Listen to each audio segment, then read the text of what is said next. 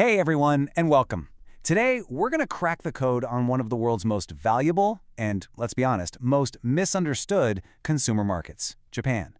We're about to dive into a secret playbook, one that's built on 2 decades of on-the-ground experience to figure out what it really takes to win their trust and their loyalty. Okay, so first things first, let's just talk about the sheer scale here. We are looking at a market of 120 million people. Now, think about this. In the entire world, there are only 14 countries with more than 100 million people. But out of those, only 2 are fully developed nations, the United States and Japan. So the economic power we're talking about, it's just huge.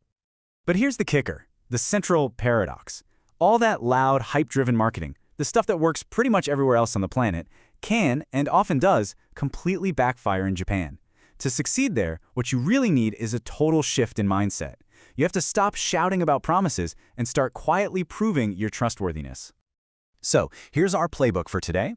We're going to follow the entire customer journey step by step. We'll start by exploring the market's paradoxes, then see how to win them over before they even show up, how to craft an absolutely perfect experience, and finally, how to turn a one-time customer into a lifelong fan. All right, first up, the market of paradoxes. Look, to even have a shot at winning in Japan, you've got to get your head around the deep cultural programming that shapes how they think and what they buy. Just think about their history for a second. A country with 4 very distinct seasons and the constant threat of natural disasters like earthquakes. What does that do? It forces you to become a meticulous planner. And this isn't them being wishy-washy. No, it's a survival strategy baked into the culture, and it means they gather a ton of information before they pull the trigger on anything. Okay, and here's where things get really wild. It's this totally counterintuitive idea. In a market that is so deeply skeptical of hype, you know what the single most powerful way to build trust is? Admitting a tiny flaw. Honesty isn't just a nice policy here, it's an incredibly powerful strategic tool. And seeing this in action is just fascinating. You show them a perfect, slick ad and their first thought is, this feels fake. But if you mention a small, honest point of caution like, hey, our air conditioning can be a bit chilly, so we offer blankets, it completely changes the game. They feel respected. It's like you're saying, I'm not trying to pull one over on you. And that's golden. Okay, so that leads us perfectly into our second big idea, winning before they arrive. Because of this deep-seated need for trust, the whole battle for the Japanese customer is pretty much won or lost long before you ever meet them. It all happens in the research phase. In Japan, the rule is what you see is exactly what you get. That picture of a ramen bowl on the menu, it isn't just some pretty picture. It's basically a contract. The food that shows up at your table has to look identical. Any little difference isn't just seen as marketing flair, it's seen as a flat-out lie. It's deception. And this one is huge. Using their language is a massive sign of respect. And I mean, it has to be perfect. Clumsy, machine-translated Japanese is an immediate red flag. But you know what's even worse? A website that starts out in Japanese and then suddenly switches to English at the payment screen. That just screams, hey, we don't really care about you. We only care about your money. And that's a deal breaker. Now this might surprise you. While the rest of us are glued to our screens, old-school print media still has this surprising power in Japan.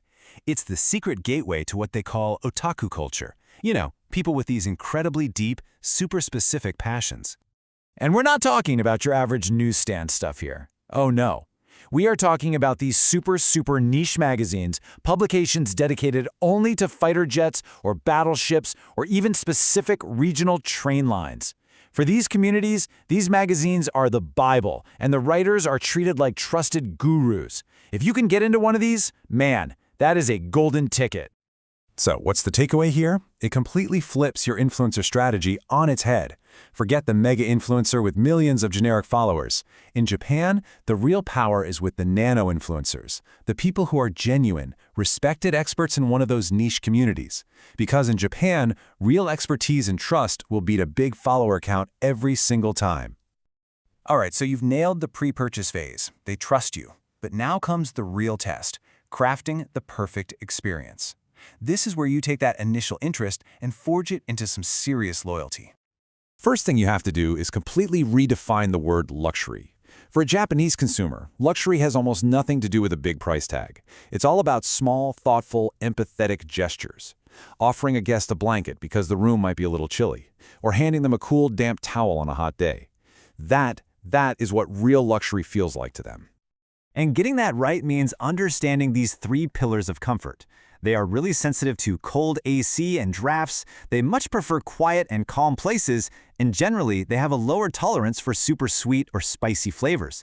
If you can anticipate these needs, you're showing them you actually care. And this is absolutely critical, you guys. Japan is not a monolith. It's not one single market. The detailed, data-heavy sales pitch that works on a trend-conscious person in Tokyo, it's going to fall flat on its face with a value-focused, fun-loving person in Osaka. And in Nagoya, you'd better acknowledge their deep local pride. You've got to know these regional personalities.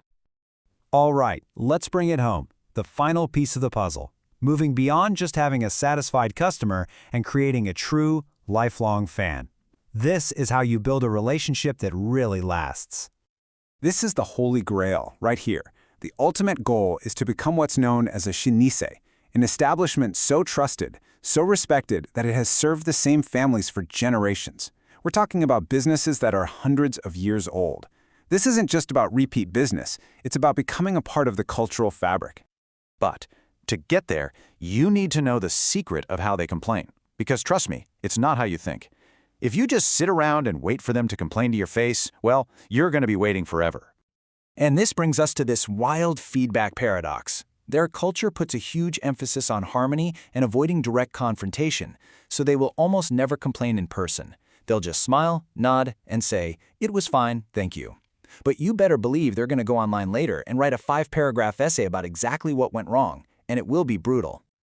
So how do you solve this? You have to get out in front of it. You can't wait. You have to give them a safe, non-confrontational way to give you that honest feedback. An anonymous survey that you frame as, "Hey, could you help us improve?" gives them that chance.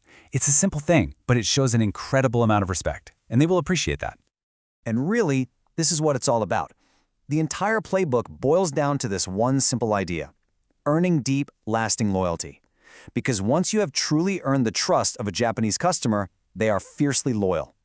That one single customer who comes back again and again and again is worth so much more than a constant churn of new faces. So I'll leave you with this question to think about. This whole deep dive into the Japanese market really makes you wonder, doesn't it? In a world that is just filled with noise and hype, maybe, just maybe, the real competitive advantage isn't about being the loudest voice in the room. Maybe it's about being the one who listens the closest and acts with the most integrity.